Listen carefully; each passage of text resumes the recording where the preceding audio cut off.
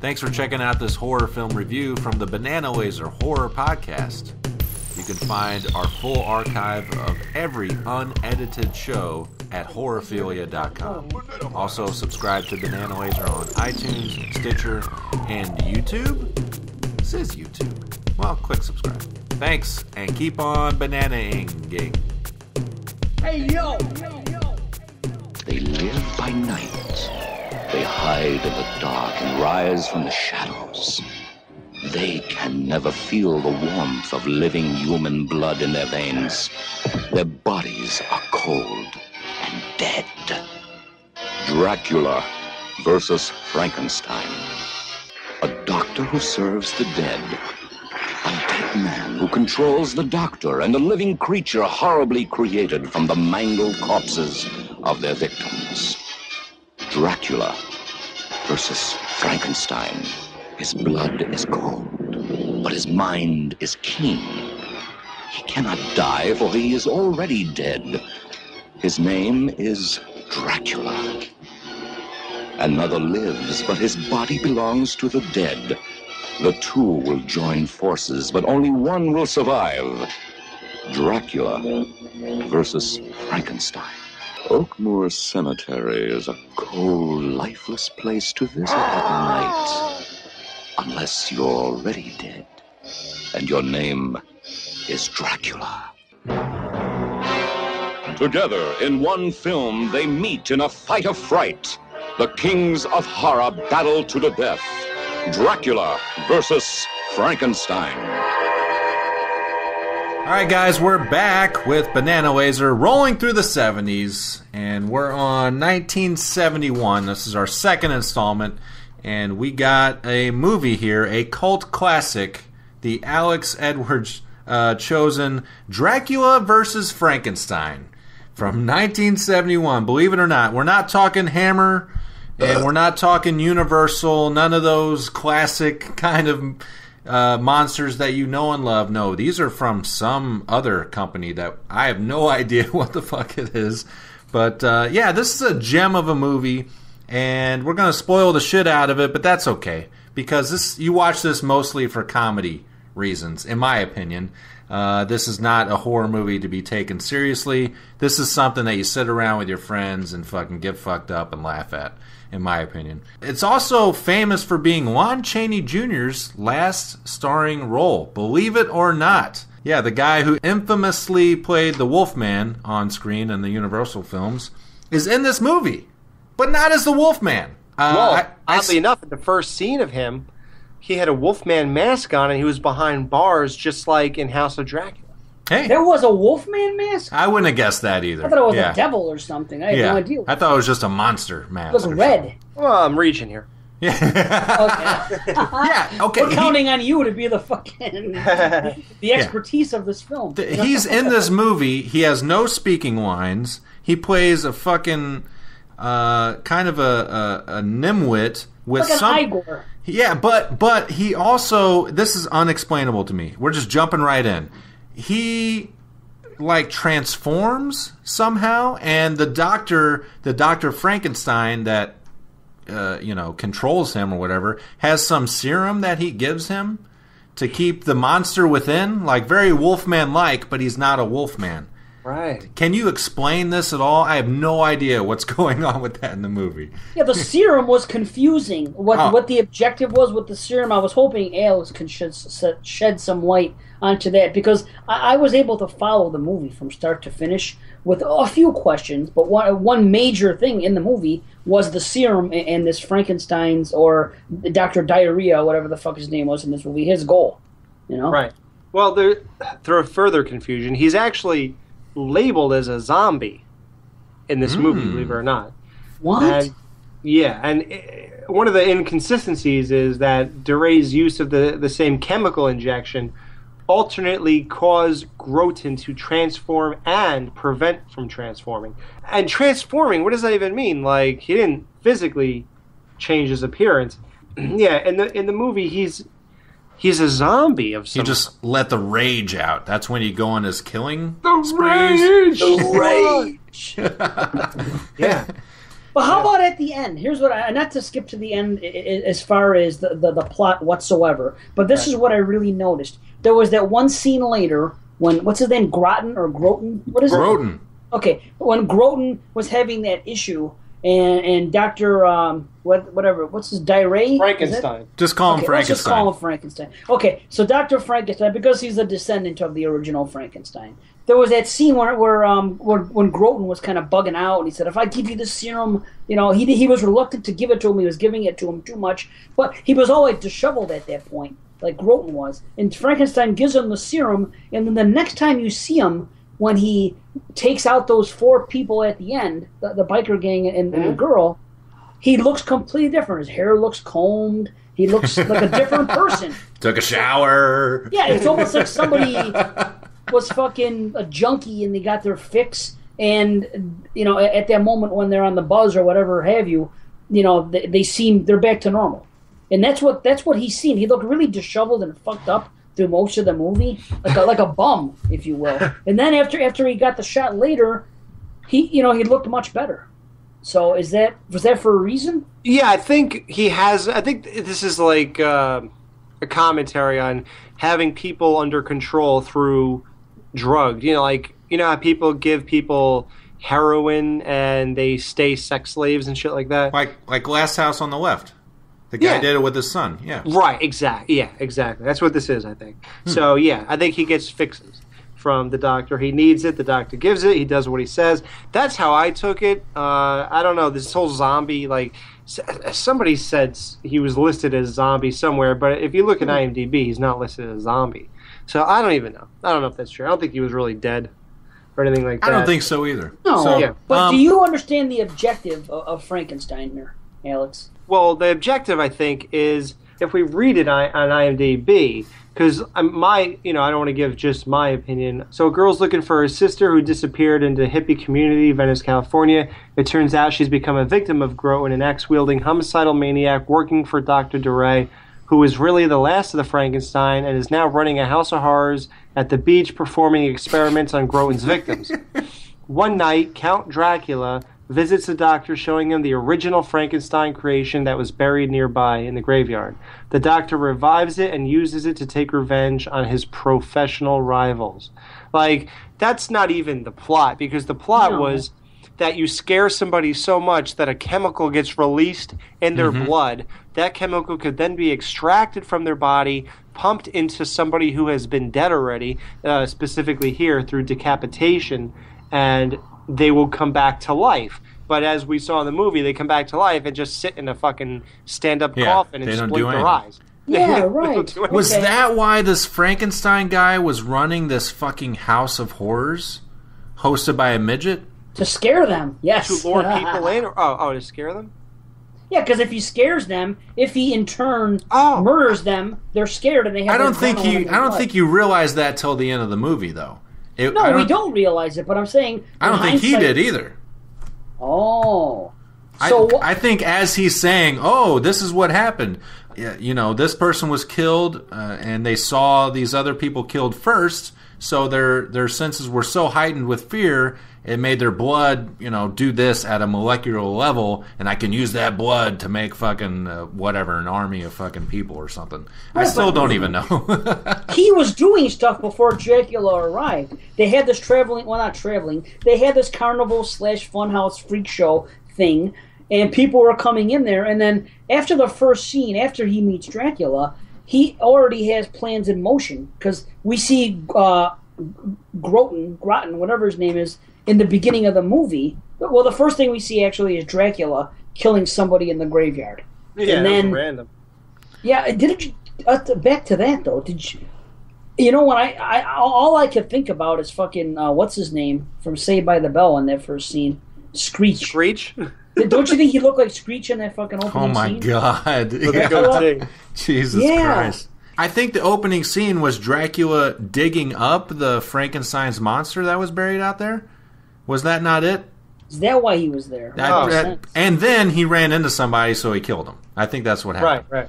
Yeah, so okay. That's why he was there to be. He dug up what he says later in the movie is the actual Frankenstein's monster from when? 30s. Yeah, well, no, the movie took place like when? The fucking 1700s, you know? Like, he was saying that Frankenstein monster was before the Boris Karloff version? Well, he said it was the original. It was the original, and that movie took place. It didn't take place in 1930, right? It took. I don't know when the original took place. Okay, I figured. Maybe it was. Oh, you're right. Yeah, the movie was released in the 30s, but it took place. Right. You know, in the movie world, it took place when the 1700s. Oh, so you're trying to say that Frankenstein lived from the 1800s to 19 because the 70s were clearly time stamped here. In this right? Yeah, definitely. He has the 70s fashion, the haircut. Like you said, he looks like Screech. He's got sideburns and a fucking pencil thin goatee and shit. He's all. You know cool. who that was? That Dracula. Check this out. Here's where you're gonna flip. They were supposed to. Everybody involved wanted to cast John Carradine to play Dracula. Yeah. So what? Okay, if you're not into classic horror, right? In the 30s, 1931, Dracula was the first talking horror movie ever made. That starred Bela Lugosi. After that, they wanted to continue on making Dracula movies. Now, there's a lot of theories here, but what they say is Bela Lugosi was not available to do that role because of scheduling. So they hired this guy, I think his name is John Carradine, to play Dracula. He played him for House of Dracula, House of Frankenstein, and I think that's it. I think those are the only two. And by the time they got to Abbott and Costello Meet Frankenstein, it was Bela Lugosi again. So Bela Lugosi dies, So then 1971 comes around, or 69, whenever they filmed this, they wanted to get that original guy, the guy who replaced Bela Lugosi, to play Dracula. But instead, because this guy financed the movie, I guess they had some talkings backstage, whatever, he is actually, the guy who plays Dracula in this movie is a stock boy. He's a stock room keeper. What? Yep, that's who plays Dracula. Because he had something to do with the financing. Or someone he knew, somehow he hooked him up. So he got the role. According to the credits, his name is Zandor Vorkov? Yeah, that was the name given to him. Oh, okay. I'm about to say, because, with a name like Vorkov, he should have some kind of thick-ass accent. And he does not. He doesn't sound like he's from Transylvania or Carpathia or anything like that, where Dracula, I think, should be from. His voice echoes. That's the big thing about him. Oh, yeah.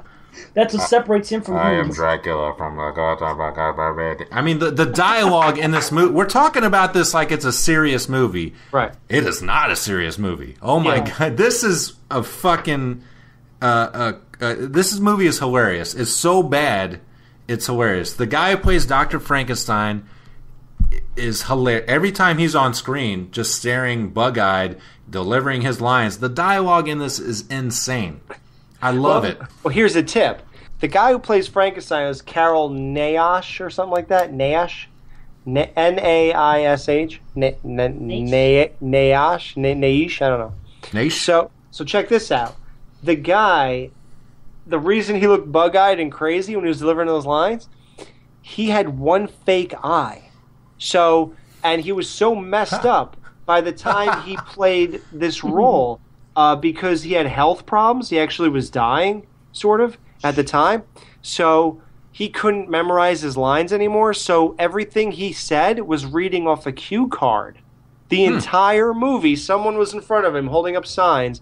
And since one of his eyes were fake, you can actually see one of them move back and forth to read the lines in one space. I thought that. I thought it was strange. And every time he gives dialogue, it's a close-up. It's never a two-shot. It's always just on him. Yeah, because you'll see the guy holding the fucking sign if you go too far away from him.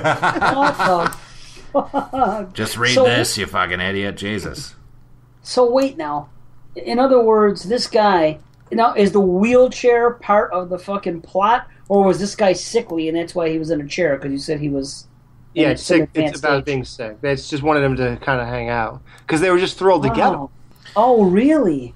Yeah, he was really frail and ill, so he just hung out and he just stayed in a fixed position, Speaking of the wheelchair, okay, this guy, it's revealed by Dracula later in a heavy exposition scene where they first meet, that another rival crazy doctor put him in this wheelchair because of a fucking lab accident? Yeah, Dr. Beaumont. Beaumont, yeah. He resurrects the Frankenstein's monster to kill him, to get revenge. This whole time in the movie, it's bouncing back and forth between that shit and this girl trying to find her sister, which is one of the victims in the first scene. The movie is called Dracula versus Frankenstein, but it's crazy to me how the Dracula stuff feels like it's from a different movie. I don't know how you guys saw it, but Dracula was gone for like 20 minutes, and then all of a sudden he was back, and it'd be like he'd reveal some information and be like, "Oh, is that what's happening?" Because I have no idea. Even on the end, like all the main characters die, and then there's still like 15 minutes of the movie where Dracula and Frankenstein fight, where it really felt like a climax when the doctor died, Groton died. The midget died. He fell in a, I'm like, this feels like the climax. I'm looking at the clock. I'm like, there's 15 minutes left. I don't get it. This movie was originally planned to be a sequel to Satan's Sadists. That was a movie about a biker gang. Those bikers reprised the role, but the thing is, after they shot a good bunch of this, and after they shot all this with the biker stuff, they decided that they wanted to make it the Dracula and Frankenstein movie. That makes sense, because I felt like stuff was filmed and then they're like, you know what, let's throw in some Dracula. I felt like all the Dracula stuff was added in. Right. Huh. That's crazy. It actually was. So I thought you knew that. That's what I thought you were saying. No. I'm trying to think. The bikers that were in the movie, they were in like 2 scenes. I remember when they first came up, I was like, oh, this is weird. There's bikers now, and it seems like I should know who they are, but I don't. Well, you should, because it was a sequel. You see? Like, for example, if you watch the sequel to Satan's Sadists, anything in the world, Wayne's World, you would say, I know who Wayne and Garth are, sure. But, so if you watch a sequel to Satan's Sadists, Part 2, you'll say, well, I know who those bikers are, sure. Huh. But when you watch Dracula and Frankenstein, you're like, well, who the fuck are these people? So, yeah, it's exactly what it is. It's like, it doesn't make any sense. A lot of their scenes were cut, and then most of the scenes that were kept in were unable to be cut because they tied into the progression of the characters too much. So they had to keep them. So wait a minute now. That guy Rico and his fucking squad were in some other movie, Satan's Sadist, prior to this? Yeah. I have this exhibit unattended for several reasons. I believe we all should experience life with a natural spontaneity. And this can only happen if there are no restraints. Do you agree? The Romans had their Circus Maximus, seating over 200,000. But their spectacles were no more bizarre than that which I can conjure up for you right here. Now, look here. Now look there. Man, it sure looks real. True, all illusions look real, or they wouldn't be illusions, would they? This movie's called Dracula versus Frankenstein, so ultimately, these guys are going to have to fight for some fucking reason at the end of this movie. But what's it going to be? That's what I was thinking as I'm watching it. And what was it? I didn't get it. The funny part is this. The first time it happens, Dracula has the girl, Judith Fontaine. The girl that is a butterface. I have to say this, but she was totally fine from the neck down. The face. It depends. It depends on the makeup. It depends. In the opening scene, when she's doing that dance number and she's on stage with those 2 guys, she looks hot. No. It depends on the lighting and the makeup with her. You're looking at her tits. Those look good. She's hot. Yeah, her body's fucking pretty smoking. As are most of the women in this movie. There's pretty much every woman. There's like 3 or 4 women in this movie, and they all seem pretty fuckable. But anyway, at the end of the movie, this Judith Fontaine, after everything's going down, she's tied up. Dracula is going to take her away and somehow do something with her to resurrect his army because the shit went wrong with Dr. Frankenstein and everything else. So apparently he was going to use her blood for something. I don't know. So he had her. Now Frankenstein comes up these stairs, and at the same time, the boyfriend-type character, I forgot his name, who's messing around with this Judith, he gets a flare out of his car. So he's coming up the stairs, he sees Frankenstein going, he scares fucking Frankenstein away with the flare. He holds the flare up to his face. I don't know where he gets a fucking flare, but whatever. He turns around, Frankenstein apparently gets blinded by it, and he turns around and he grabs Dracula. Scared of fire. And he grabs Dracula, and they start fighting, but unintentional. And Dracula must want him for something, because instead of just a minute after, he blasts the fucking guy with his ring and it sets him on fire. But when he's fighting Frankenstein, he's like, no, what are you doing? You're in the wrong, or whatever the fuck he was saying. Then Frankenstein, when they figures it out, he carries the girl to wherever Dracula wants to take her, in that cave or whatever the fuck it is. And they get there. Now, Dracula wants to kill her at the very end. She's all tied up. He wants to do something to her. I think he wants to kill her, bite her, whatever. He wants to bite her. Okay, there you go. You're going to join the undead. There you go. So he wants to fucking bite her. Frankenstein apparently has a crush on this chick, or doesn't want her killed, because he opposes him. He kind of like puts his hands in front of her and is saying no. He's opposed to it. He doesn't want Dracula to do this. My guess is that he has a crush on her. And they start fighting. Wait, what about the look of Frankenstein? That's supposed to be the makeup. Now remember, Awful. Jack Pierce did the makeup for Boris Karloff's Frankenstein. That was world-renowned, amazing. It was loved. It's historic. It's iconic, that makeup. He came up with the big, long forehead, the flat top head, the fucking bolts in the neck, the stitches and shit. Like, that is magic.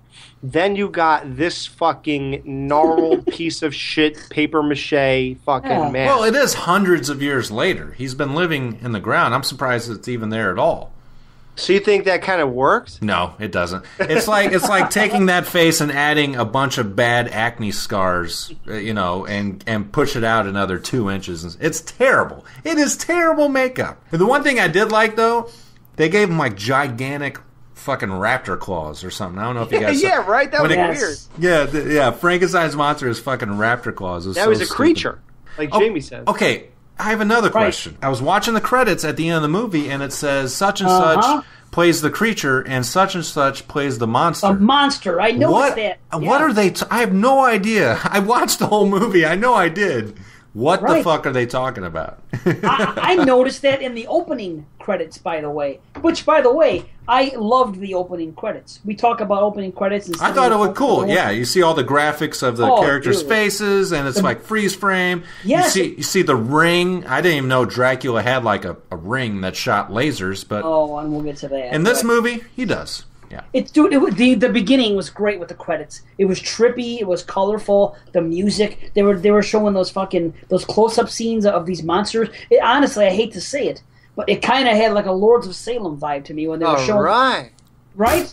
Have you seen those pictures that they show sometimes for promotional? That's what it reminded me of. From. Yeah. I was like, yeah, I could buy that. And speaking of getting something from somebody, did you notice, back to Frankenstein, later on, when he has that scene and the cops come and he kidnaps that girl and the guy interferes? Honestly, you know who Frankenstein reminded me of in that scene? I know what you're going to say. Leatherface. Yes! Fucking Leatherface. He had the suit coat on, and his hair was messed up that way. Yeah. I honestly think that Tobe Hooper saw that, and he kind of based some of his Leatherface character upon that. Yeah. Absolutely, because it's clear. But to answer your question, though, Matt, so getting the special billing as the creature was Shelley Weiss, who actually played Frankenstein's monster in the climactic showdown in the church that ended in dismemberment, which we'll get to. This was the only sequence that was even shot in New York instead of Hollywood, and the casting change was suggested by the guy who plays Dracula. And his real name is not Zandor Vorkov, it's Roger Engel. It's John Smith. Hey, I'm John Smith, but for this movie, my name is Zandor. Yeah, so they called Frankenstein the creature for the last scene just to give credit to the guy who filled in for the monster in that part. Well, it's pretty obvious that the last part of the movie is filmed somewhere else, because the look of it goes from inside and it's well lit. Then all of a sudden you go outside, you can't see shit. This should be the climax. This should be the biggest part of the movie. Right. Yeah. And it has potentially some great gore effects and stuff like that. You can't see any of it. Anything. It's terrible. That's because it had to be dark, and it was outside. It had to be dark because the sunlight was going to come up, and that was going to eventually, contribute to the demise of Dracula. So they had to film it outside. But yeah, I felt the same way, because I actually went back. I'm like, why is Frankenstein just sitting there moving around not doing anything? I didn't even fucking realize his arms were ripped off. I had to fucking go back a second time and see what had happened. Yeah, it was hard to tell. And then, Very. Very hard to tell what the fuck was going on. Yeah. Yeah. But that ring, how about that ring? How all of a sudden, why is Dracula fucking Green Lantern? Maybe he is a lantern. That explains a lot. Where all his powers come from and shit. Oh, yeah. All of his powers are derived from this fucking ring. It's strange. And he's so powerful with it. You know, they show that scene later, like what I said before, when he does the zap on the fucking boyfriend character and sets him on fire. Yeah. It looks cheesy as fuck when the thing comes out. It's so cheesy because anytime he shoots out of this, it's clearly a freeze frame on him, and then it's some drawn animation of wavy lines. I mean, if you're into fucking cheeseball shit, this is it. And then a second later, it's just a pile of something on fire. Is that a person? Yeah, I don't know. Right in front of his chick, he did that. He didn't even give a shit. Instantly. Oh, yeah. Fucking smoke you, dude.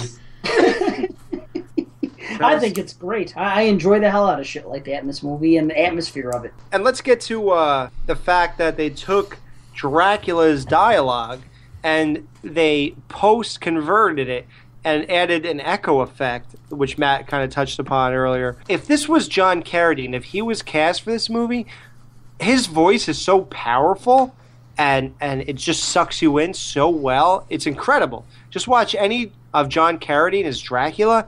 His voice is unbelievable. It's really amazing. And you wouldn't need anything on this guy's voice, but when you take a stock keep, Sandor. Any dialogue with him, with the doctor in it, is just, it's laughable. The whole first meeting where they meet, I would say just watch that scene, and if you don't like it beyond that scene, then you won't like the movie, because that whole scene is ridiculous. It's nuts. And it's funny because at first when Dracula's talking to him, I'm watching the movie and I'm seeing, and his voice is obviously echoing, and I'm watching this and I'm like, how the fuck does this doctor not realize something's wrong? But then, well, he does reveal, he goes, I know that you're Count Dracula. I see the ring. I see that. So that, they explain that away. But at first I'm thinking, he's carrying on this conversation like it's a normal fucking Joe Blow. Yeah. Hey, nice cape, man. Right. And then looking a little pale. Can I make you a sandwich? He looked like a porn star. If there was a porno with Dracula in it, they could have put this guy in that role. It's almost like John Holmes in a fucking, Johnny Wad. Right, the 70s porn. Dracula versus Frankenstein. They fuck some crazy broads. They could have made this movie with the girls in this, because there was a couple scenes I'm watching this movie, and the clothes they put these girls in, you're just waiting to see their tits pop out and get fucked by somebody. The main girl, Judith, who we have barely talked about, the whole time she's just looking for her sister. She ends up finding some random guy, falling in love with him or whatever. But anyways, anytime she's on screen looking down, I mean, those puppies are just waiting to burst out of there. It's crazy. Oh, it's there's two reasons she got hired for the role. It's not her acting. The left one and the right one. Yeah, there you go. Yeah. Your mind and surgeon's skill were meant to fulfill the Frankenstein dream and to infuse life into that artificially created man, the likes of which civilization will never forget. You cannot escape your destiny, just as I cannot escape mine. What you say is very true. Very true. If only I had a way to get the power I should have, I'd show those fools out there who think of me only as a carnival freak. And get your revenge on Doctors Beaumont, Stedman, and Markey, who ruined your career and caused the accidental fire which crippled you as you are now. Yes, yes. Yes, it's all clear now. They were the ones. But what does this mean to you? I have in my possession the remains of the original Frankenstein monster, put to rest in Oakmoor Cemetery by one of a group of scientists whose experiments with the monster were cut short by an epidemic which plagued this area many, many years ago. The only remaining scientist had secretly buried the monster, hoping to resume his experiments at a later date. He also was the man who discredited you for fear that you had knowledge of his work with the monster, Dr. Beaumont. Beaumont. When Groton returns, he will be... Relax, Doctor. orders, and you will follow them. You don't frighten me. I live beyond fear. What about when she first goes in that bar in that fucking scene, which was great? She goes in that bar, she's looking for her sister. They're playing that funky ass fucking 70s. That was like a thing from Laugh-In or something, dude.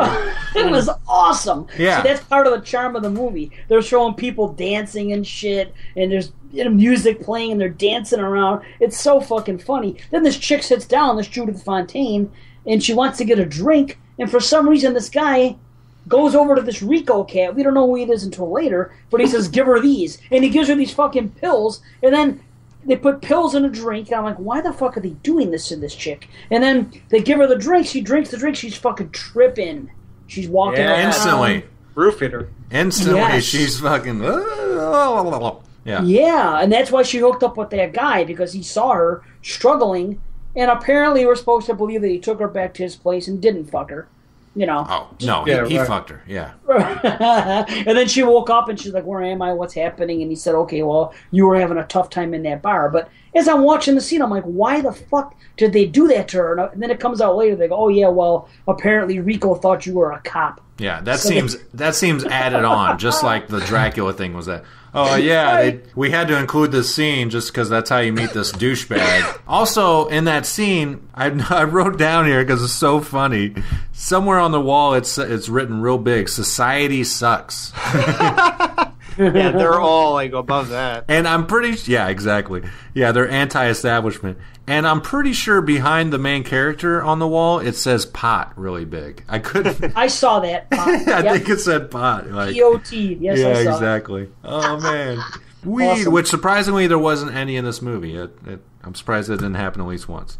You're right. I hear you. But it was pretty much implied in a lot of scenes, and obviously there were the boyfriend of the girl when they go in the beginning and they go in the funhouse type thing, whatever the fuck that Dr. Dire fucking runs, and we're gonna protest something tonight. What is it gonna be? Oh, I don't know, but it should be fun. I'm just against everything. Yeah, that's like the theme of the movie with these two people is that they're fucking they're protesting, and it's a sign of the times, and then later on when they're on the beach and they're talking about there was a murder last night with these two people, and the guy's like, oh man, that's a bummer. Yeah. It was great, because whoever honestly would have thought that in 1971 we would be watching a movie about fucking Dracula and Frankenstein. Yeah. But it fits. It fits the time because they made it modern with the modern people and the hippies and the bikers and everything else, and something about it just works. Isn't there a Hammer movie that took place in the 70s called like Dracula 1970 AD or something like that? There is a Dracula something AD in where hippies resurrect Dracula or some Yeah. bullshit. Yeah, okay. Oh, so they kind of probably took the idea off of this movie and just ran with it. I don't think this movie was successful, but it probably made its rounds at the drive-in circuit. Yeah. Oh yeah, this was driving schlock. Oh yeah, the dialogue. I was talking about the dialogue, but it's so bad in some scenes, especially with Judith's boyfriend that she meets later. It's like there's times when he stops mid-sentence, and you can see in his face he's like, "What's my line?" Oh yeah, and then he backs up like 2 words and then starts over again. He does that at least twice. Yeah. What? Yeah, I was like, "Wow, this shit." They didn't even do multiple takes. They're like, "Just keep going." Just go. How about that beach scene? To me, that beach scene is fucking epic. It's right up there with the fucking.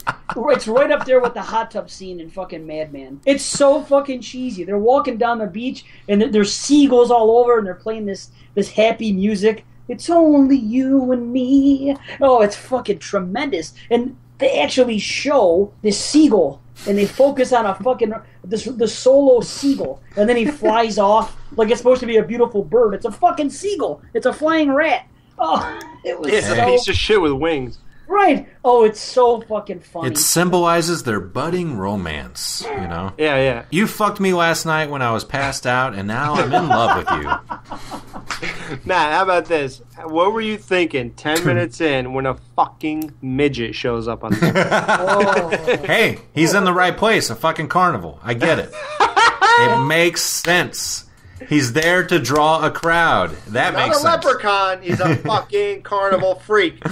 Yeah, that whole setup had me bugging. With that midget there trying to lure people in to this thing that apparently nobody goes to. 'Cause yeah, right? we visited it like 4 times in the movie, and nobody's there. And here's the thing. When they first went in, just the two of them, they went in, and it looked like a lot of work for a presentation. Like, you wondered, they do this for every fucking 1 or 2 people that walk in here? Like, this guy rolls out in the wheelchair and gives them the whole speech of this and that. This doesn't happen on a recording.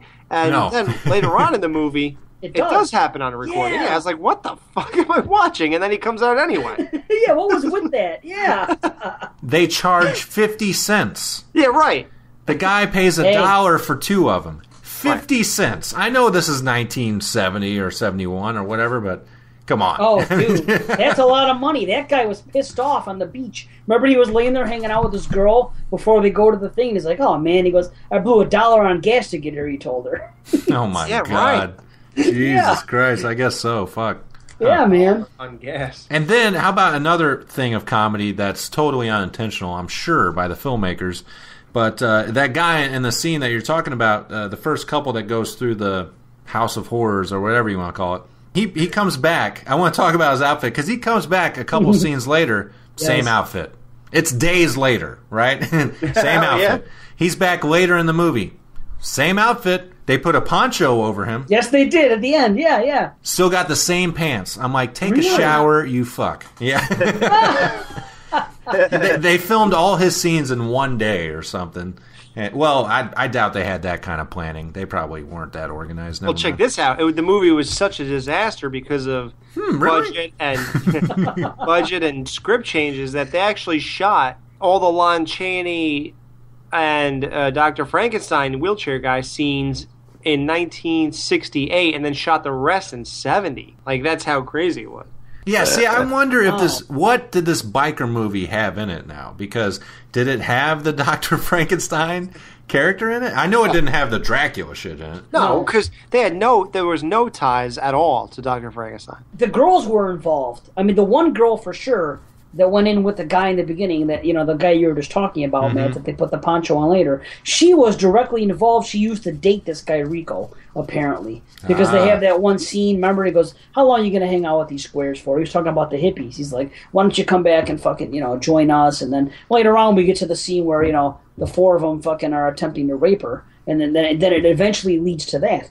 But I'm trying to see what they could build the movie around. As far as the blonde chick, I don't think she was tied into the bikers at all. Maybe because the one chick was missing her sister, but if they were going to tie that to it, how funny was that one though? When the guy said, he goes, "Oh, she was attracted to freaks." Remember he was saying that? Fucking, that's why she kept going up to the fucking funhouse. You know, 1 eye or 2 heads. She was all into that shit. I'm like, what the fuck? The opposite of Dave. Right. They talked about the freak thing. Not into that. They talked about the midget thing, or they didn't talk about the midget. This guy was all over the fucking place. That guy had plans, that midget. As you saw later on when he said fucking, "Oh, I'm just a little man of no use to anyone," he said. Oh, yeah. Well, at least you know your place, fuck. Now get out of here. Had Dracula and Frankenstein succeeded, he would have gone on to great things. Oh, yeah. Yeah, when the guy came in, he was harassing him.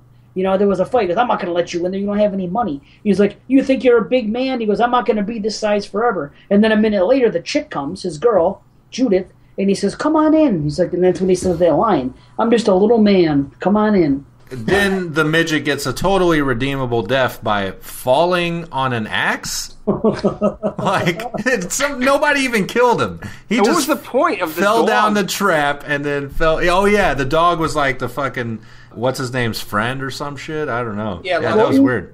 Well, here's the weird reason for that. Lon Chaney Jr. is a huge dog lover. He used to have this dog. Oh. I should know its name, but I don't. And that dog was used in, I think, The Wolfman and Frankenstein Meets the Wolfman. It's in both movies, and him and that dog were like best buddies. There's pictures. You could type in Wolfman and dog, and there's a picture of Lon Chaney Jr. in the Wolfman costume laying on the dog as if it's a pillow, and they're like just laying together. Like, it's a classic picture. And so he's big into dogs, so I guess that was just implemented. You know, they just use that kind of thing. Wow. Well, it did have to do with the guy's death because the dog in the cage fell first. Am I right? But what did that represent, though? What did it represent? Let's really dive deep, you know. It represented the midget noticing it and then fucking getting distracted, and that's why he fell. Right? When are you falling anyway? I don't know. It all happened so quick, I can't recall. There was too much action going on at that time for me to be able to keep that. I remember stairs came up, wooden stairs, and there was a tussle, and then next thing I know, the midget fell, and the dog fell, the midget fell.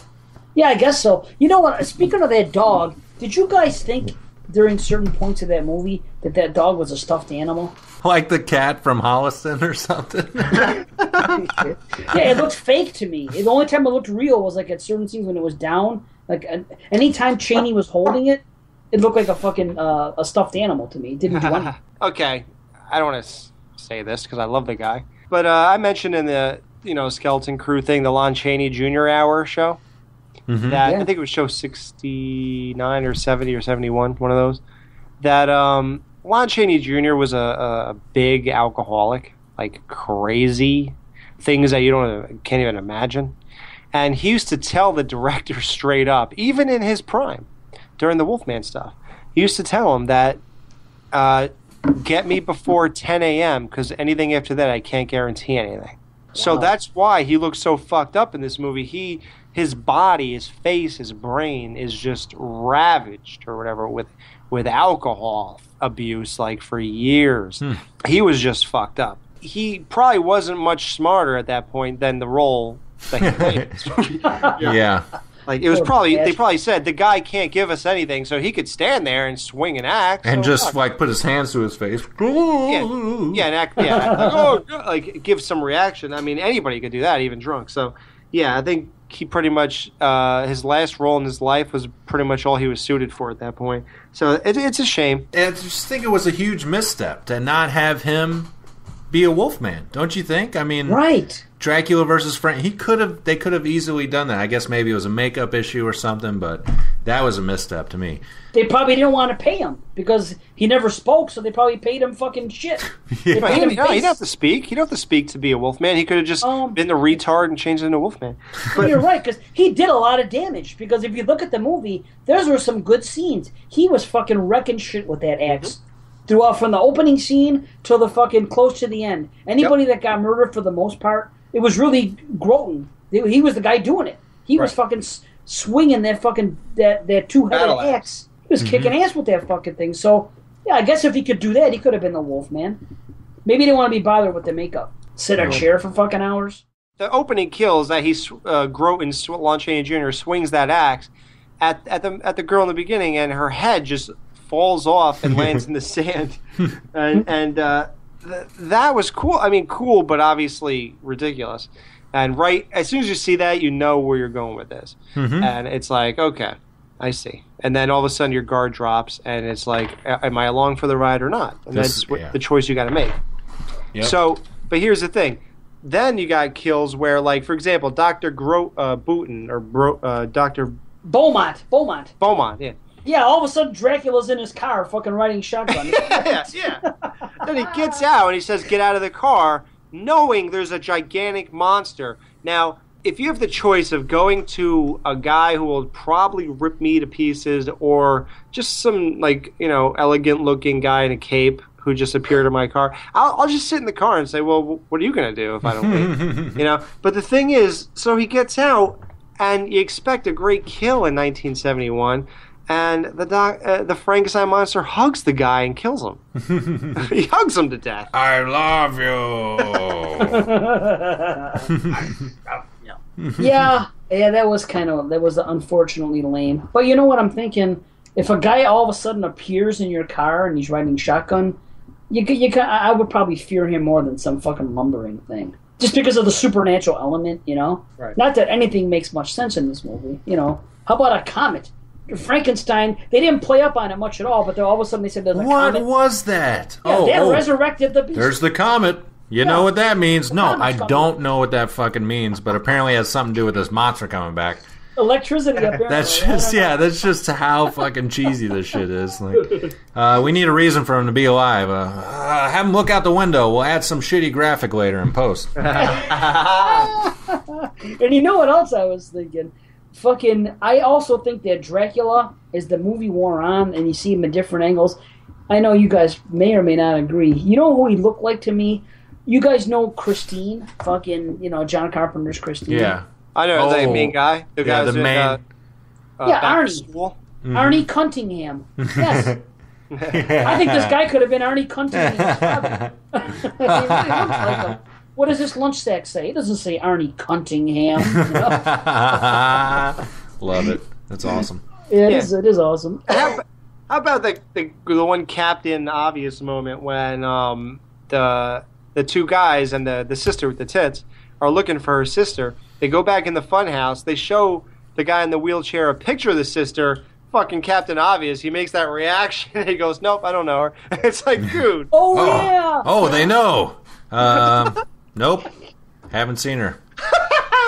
Yeah, exactly. He made a face like, "Oh shit, they're looking for the one we have." That's so stupid. It was funny. It's a fun movie. I watched it alone, and I wish I hadn't. It's the kind of movie that I wish I would have, took in with friends. Yeah, I watched it at 9 a.m. this morning, and it took me a while to get adjusted. All right, I'm sipping my coffee. I put this on. I like the intro with the credits and the graphics. I'm like, all right, this is like some classic Hammer kind of shit. And then the movie starts, and the first couple scenes, I'm like, okay, this is something totally different. I think I paused it around 30 minutes. I was like, okay, this is the movie you're watching. It's not, you can't take it seriously. Alex whatsoever, won the contest. Yeah, exactly. Okay, I asked him to be on the show, so we have to do this. Yeah.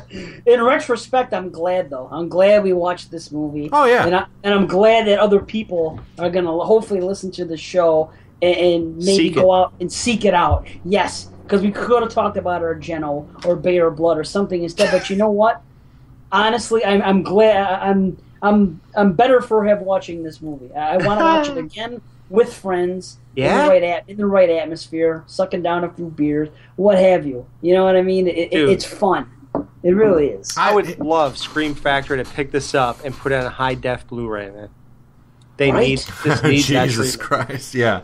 If only. Well, when I watched this originally, here's the reason people might be wondering, why the fuck would you even pick this? This is Lon Chaney Jr.'s last movie ever. Okay? So when I went on, I don't know, 2000 and whatever.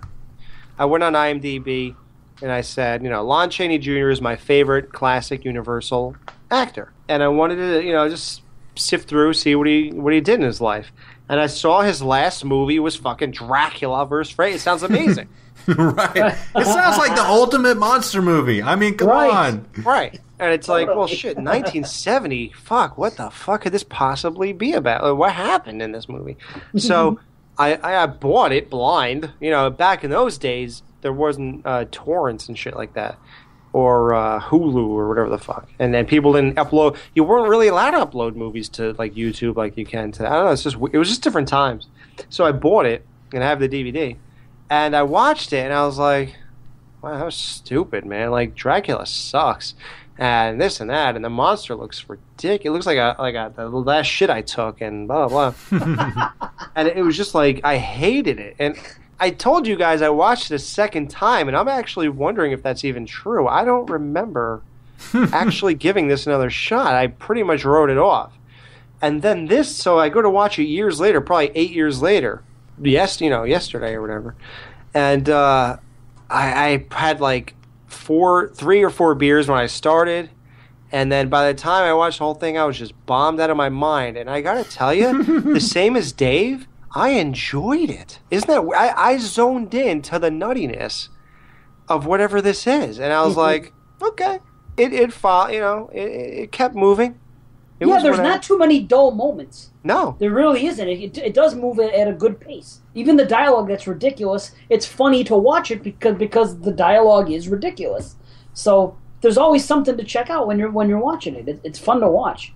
It really is. If you can take that type of humor, it's not for everybody, but. Damn, I've said it before, I've mentioned Troll 2 a couple times. I don't see the fascination in that. When I watch that, I don't laugh, I don't get into it. This movie, I get into it. I have fun with it, I really do. And, I'm glad we did it. It's good stuff. What do you think of my little hideaway? Oh, Mike, it's beautiful. It's hard to believe there's so much trouble in the world when you're sitting here listening to the sound of the ocean. And being here with someone so nice. Well, it's about time you admitted it. I just haven't wanted to get involved. So many things I have to do. You're right. We don't want to get involved, do we? Just be good friends, right? How about how quick what's-his-name got killed? Fucking the doctor. It was like all of a sudden you just see him in a wheelchair, go into that thing for like 3 seconds, and he gets beheaded. Like, it was such an anticlimactic death. It was so funny. Yeah, it was also hilarious when the doctor died, and it's just one of those funny things from a bad movie when you got like a dummy getting its head cut off, then smash cut to the guy's head, like obviously you know, under some kind of makeup, and he's looking all dead and shit like that. That shit is fucking comic gold right there. I love it. Yes. It's just one of those stupid elements that make movies like this worthwhile. And the final shit with Dracula, that was comic gold. Everything that happened from that fight when they were in the fucking fields or whatever. You know, I just wish you could see it. You couldn't see it. No, right. You can't see it, and you know that's why they're doing it. Because you see them, they're out there, they're doing that shit, and unfortunately the movie suffered for that part. But you know what they're going for. You see the sun starting to rise slowly, and then it happens, and then ultimately, you know, he takes him, he even says it, I'm going to take you apart piece by piece, the way fucking Dr. Frankenstein put you together. And he rips off his fucking arm, and his other arm, and his fucking head. Now he leaves, he walks away. And this fucking guy, you would think that when a vampire is in the sunlight, that he's immediately going to fucking burn. No, it doesn't work that way. He goes, he stumbles, right? Yeah, he's like, I got to reach my coffin. And he gets back there, and then he lays on the ground, and you still don't see it. And then you can clearly see that he has all this white fucking clown fucking face. You know what? I'm going to tell you this, though. I think that was a great effect. I thought it was really good. Ultimately, the ending part when he died and he started looking old. Yeah, I thought it was great. I agree, it was great. It was very good fucking makeup. How they made him look like an old man, and eventually they turned him into a skeleton. Yes, ultimately his final demise was great, but it was ridiculous that it took that long for him to die. He would have died immediately with the sun. And here, the funny part is this: it officially happens when you hear a fucking rooster crow. Yes. Oh, yeah. I'm like, oh well, the sun's up now. Rooster's crowing. And then all of a sudden he's a skeleton. He's just a white skeleton. You know, it looks like a cartoon character getting electrocuted or something at that point. In the old Universal movies, if you guys, I don't know if you're very familiar, but when Dracula hit the sunlight, then it would just be a fade out, and it would just be fade to bone. Like they would remain in the same exact position. I guess the prop people would set the bones in the exact position Dracula was in, and it would just turn to bone. Like it would just be a fade. But what do you guys think of Lon Chaney Jr.'s death? I mean, you know, it's his last scene ever. He's chasing the chick on top of the roof. A cop randomly just like looks up and starts shooting his gun. He shoots him. There's no effect whatsoever of blood or anything at all. And then he just holds his chest and falls off the roof. And then they throw a dummy off the roof. Yeah. Yeah, they glossed it was uneventful. This whole movie is saddening that it's his last movie, just because he's such an iconic actor, and for this to be his swan song is terrible. I mean, we're making fun of this movie. It's fun, it's funny, but they could have had any jabroni in this fucking role, and they got a guy like him to do it. So. Amazing. But he did wreck shit. Like I said, almost all the killing was done by that man swinging that axe. Mm-hmm. So it's not so pathetic. At least he did that. And now he could have gone out on some other movie that nobody gives a shit about and you'll never hear about. At least this movie. Now, I don't know if it's a cult classic. It is now. It should be. Now that we've watched it. Yes, we're turning the world onto it, yes. But it should be. It's just one of those things. Hopefully there's a lot of people that get humor out of it and get joy out of it. Granted, it's not, you know, what probably the guy was going for in his career, but at least he didn't go out silently. It could have been worse. He could have just gone on some other movie that nobody would ever see or give a fuck about. I'm curious now. I'm thrilled about everything you're saying. And I'm not like a huge advocate. I'm not even trying to say that this is my favorite movie. But no, of course not. But I enjoyed it way more knowing the like, I bet you Matt would love this second watch. And not even right away. I think it would take him 6 months. And then he watch it. Let's just say he watched it for Halloween. The last week of October. And he puts it on. I think he'll enjoy it a lot more.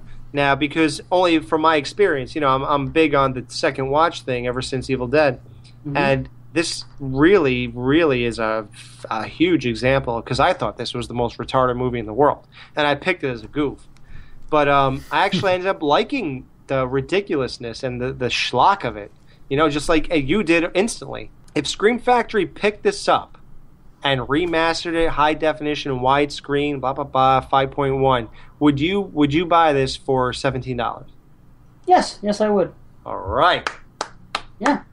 Sign me up. Absolutely. Yep. Matt, would you buy it? See, Matt doesn't know yet, because he only watched it once. I don't know. Yeah, exactly. Yeah. See, I was perfect. I watched 40 minutes last night, 45 minutes, and I found myself getting tired. And it was right on that beach scene that I was laughing at before, which I thought was so iconic. And they're having this walk. Fly away, little seagull. Yeah. It was great. Away. And I was having fun. But I noticed I was getting too tired for it. I had been up all day. It was my birthday. I was on the go all day. I found myself getting tired. I said, you know what? I want to give this movie the proper attention. I don't want to fucking soldier through the last 40 minutes exhausted like this. So I stopped it halfway through, went to bed, and then I finished it shortly before we started recording. And I'm glad I did, because I was alert and awake again, and I enjoyed it. So it worked out for me. I had a good time watching it. Yeah. Hey, Alex, you're big on the Universal shit. Now, this is 1971, and I'm not that familiar with these kind of movies, with Dracula, Frankenstein, Wolfman, that kind of thing. But has there ever been like a Dracula versus Frankenstein kind of... There's never been an official movie, right? One. And isn't this crazy to be like the movie with that title? Right? Yeah, they capitalized, It wasn't even supposed to be that. It actually had a different title going in, even. And they just called it that, just to get the attention. Monster Party! Or wait, no, that is a movie. Mad Monster Party. Yeah, no. The only thing you've ever had is... You've had mashup movies. Yeah. They were called the Monster Rallies back then. And it's when you had all three killers, Frankenstein, Dracula, Wolfman, in the same movie. You had them in House of Frankenstein, House of Dracula, and Abbott and Costello. Yeah, okay, I knew that one. Okay, but there's never been one called this, which I just feel like they were missing the boat on that. The closest was Frankenstein meets the Wolfman, where they just met each other and go, hey, how you doing? How you doing? Good. Hey, all right, man. Five. Boom. And then they walked away. No, they had a big battle and ended in a big waterfall. Hey, you like coffee? Let's get some coffee. They met each other. They said, hey, you want to join my 50 groups? Montgomery! Dr. Frankenstein, scientific skill has not failed us. We will make the monster walk. He was born with the electrical fury of the heavens when the Zorna comet passed over the earth. Night, 11:29. Comet returns, completing the monster's first life cycle. Soon he will be born again. We must work quickly. I think we all had a unique experience watching this movie. What would you guys say, in wrapping it up here, would you rate this movie then? Alex, you go first, buddy. It's a staple in the Skeleton Crew to give a technical and Netflix rating, because just because you enjoy something does not mean it's technically good and stuff like that. Okay. So it's very important to give both so people don't think you're nuts. Okay, let's do that. Okay, well... We've stolen everything else from the Skeleton Crew, even one of the hosts. Let's do that, too. Hey, as long as you don't have a Mr. Skin Minute coming up, then I'm fine. Hey, don't worry about it. That will never, ever grace this fine show. Oh, okay. I can trust you then. Yep. First time, I did not like this at all. I would say 2 out of 5. Never even thought of watching it again. As a goof, I picked it for this, and the rest is history. I was drunk, and I felt you need to be in another state of mind. Seriously, I'm not even joking. It's normally a joke.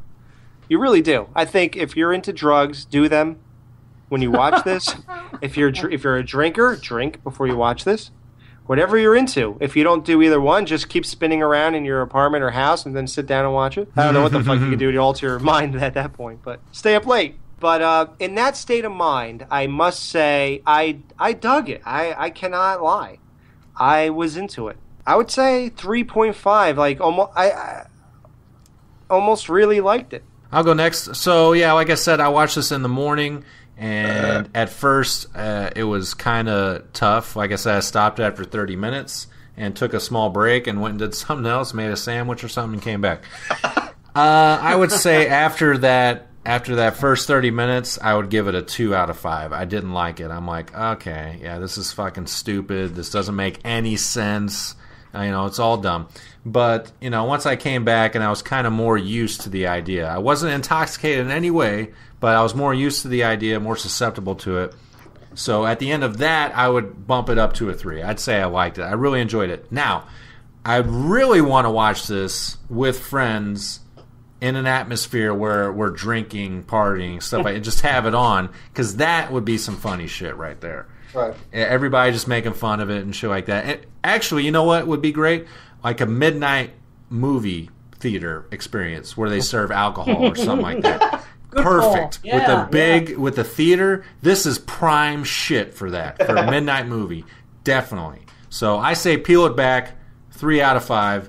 It's worth your time if you're into schlock and a good buzz. Cool. Nice. Yeah. I pretty much echo your guys' thoughts. I had a lot of fun with it. And like I said earlier, I wish I had other people to watch it with when I watched it. What doing it alone isn't the same thing, but it's one of those things that if you're with a group of friends and you all share a certain sense of humor and you catch a buzz of any type, you want to have a little bit of fun and not watch a serious horror movie. Just fucking have some fun with it and laugh at it, laugh with it, and everything else. Fucking throw it on, and you really should see it. This movie should not go unnoticed, and I hope we draw some attention to it. I hope some people listen to it, and word of mouth, it spreads a little bit in our community. But yeah, I would go along with what Alex said and say 3.5. Yeah, it's fun. It's fun. I'm glad we watched it. I'm glad you won the fucking trivia contest, however it happened, and it really worked out for the best. And I hope the listeners appreciate it as well. But yeah, 3.5. It's a lot of fun. But like we all said. Catch a buzz. Catch a buzz. Yes. Have some fun with the movie. Whether it's intentional or not, it's fun. I would bump this movie up probably an entire another point if it had boobs in it. I mean, there's the picture one shot. Yeah, one shot. No, it needed the main girl needed her top off. Want. Yeah. Now they all should have got naked and got fucked by Frankenstein or Dracula. Yeah, the dude, Dr. Frankenstein in the wheelchair. In the wheelchair. Yes, they should have ridden him. Yes. Yeah, there's an extra 30 minutes at the end of the movie. What do you think? What do you think Frankenstein's penis smells like? Good question. That's how I get chicks to go down on me. It's like, hey, will you smell my dick real quick? It smells kind of funny. Hey, while you're down there. Yeah, they just hold him down there. It works every time. All right, so that was Dracula versus Frankenstein, rolling through the 70s, 1971. It's probably only going to get worse from here. We're going to roll downhill. That's how shit goes, guys. So get ready for that. No, 70s just get better and better.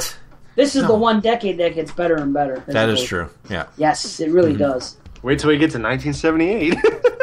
Well, done that, been there, done that. We're done. Dracula versus Frankenstein 2. The Return. Hey, yo!